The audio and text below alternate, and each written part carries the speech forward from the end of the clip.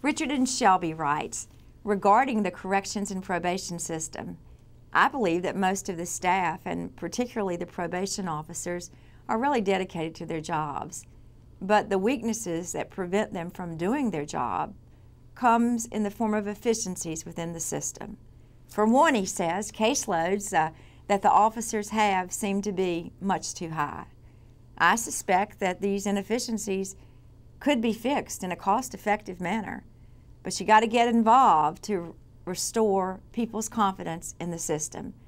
Richard, you're on the money, as they say, and I thank you for your suggestion. Public safety has been a real priority of mine since taking office. In fact, I have made a number of significant reforms to the probation and parole system in the last 7 months. We listened to people like you across the state, and we took your advice. And what you said was true. There were too many cases, and for each probation officer, there was a breakdown in the system.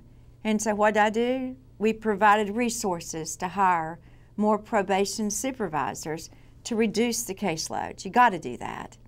I believe the system has been reformed. We've led that fight so that the parole violator warrants are processed quicker.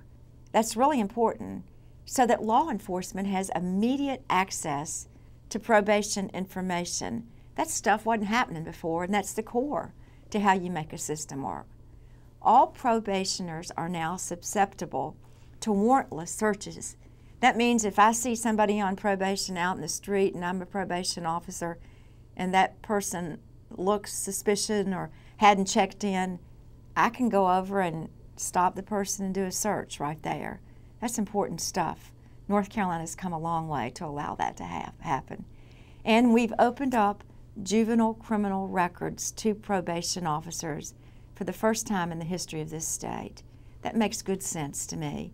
That makes folks able to do a better job. With these changes, law enforcement and probation officers are going to be better prepared to protect themselves and their communities. And that means that North Carolina is a bit safer. I'm with you, Richard. Keep your suggestions coming. Thanks.